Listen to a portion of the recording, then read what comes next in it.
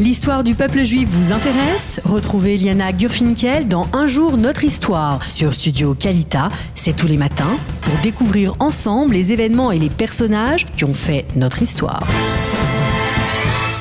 Boker Tov à tous, ensemble ce matin, donc le 16 mars 2018, ensemble sur Studio Kalita pour un autre épisode d'Un jour notre histoire.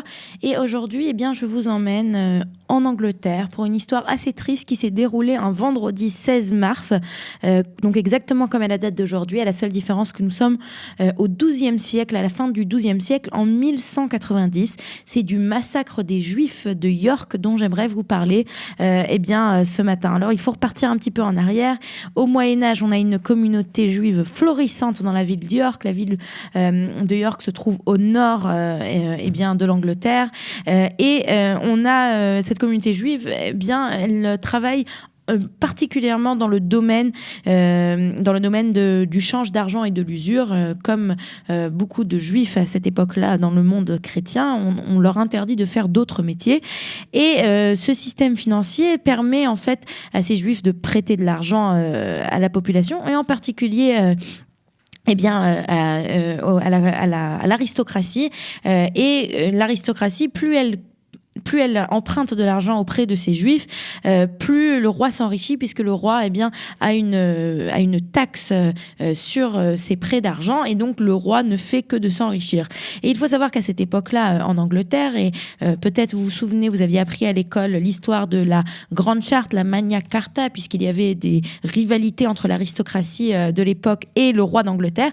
Eh bien, l'aristocratie, comme je vous l'ai dit, elle est très énervée contre le roi, et elle s'énerve aussi contre... Elle trouve dans la population juive de York un bouc émissaire, puisque ces juifs permettent au roi de s'enrichir encore plus, et grâce à cet enrichissement du roi, le roi tout simplement contrôle l'économie féodale de la région.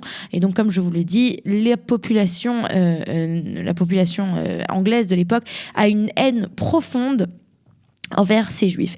Alors, on est dans cette période du XIIe siècle, on est entre les croisades, on est exactement entre la seconde et la troisième croisade, et au même moment, en 1190, Richard Cœur de Lion, le roi d'Angleterre, tous, j'imagine que vous pensez au célèbre film de Walt Disney, Robin Hood, qui nous parle de Richard Cœur de Lion. Eh bien, à cette époque, donc ce roi Richard Cœur de Lion, qui est le roi d'Angleterre, qui est celui qui protège les juifs, puisqu'il a un intérêt à avoir les juifs qui sont sur place et qui lui permettent de s'enrichir, décide de se joindre à la troisième croisade et donc quitte l'Angleterre.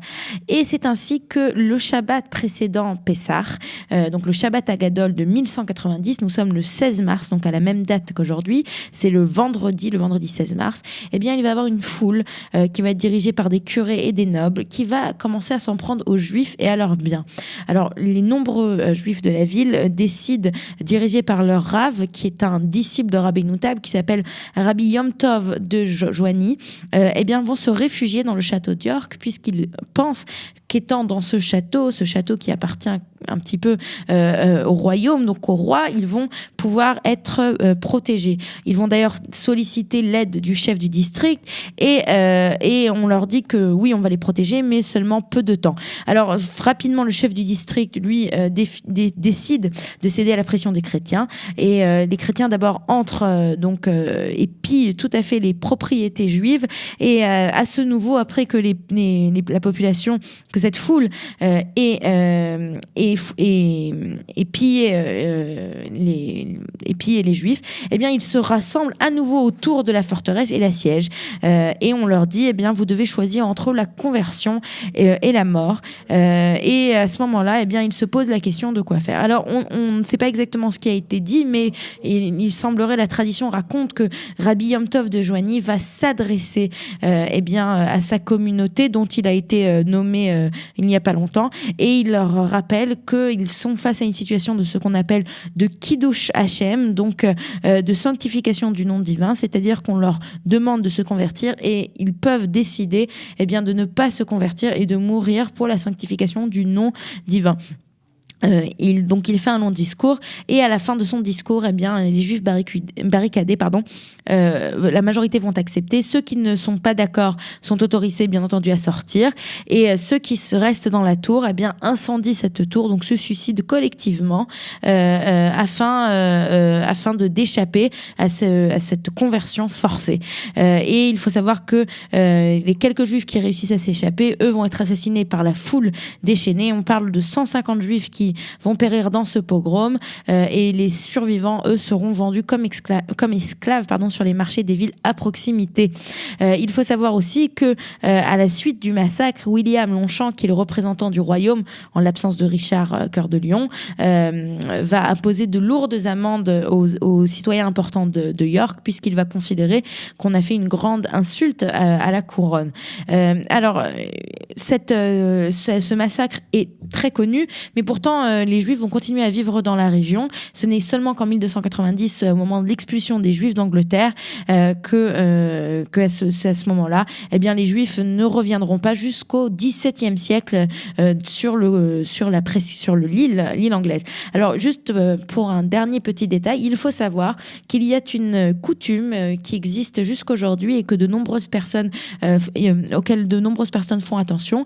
Les Juifs d'Angleterre ont pris sur eux de ne pas passer la nuit dans la ville d'York, et c'est ainsi, c'est d'ailleurs quelque chose qui est marqué dans nos nombreux livres d'Halakha, de loi juive, et c'est ainsi que jusqu'aujourd'hui, de nombreux Juifs qui viennent pour faire du commerce à York préfèrent voyager le soir même ou bien aller dormir dans une banlieue à côté de la ville afin de ne pas être à York et de garder cette tradition et cette halakha de ne pas passer la nuit dans la ville d'York.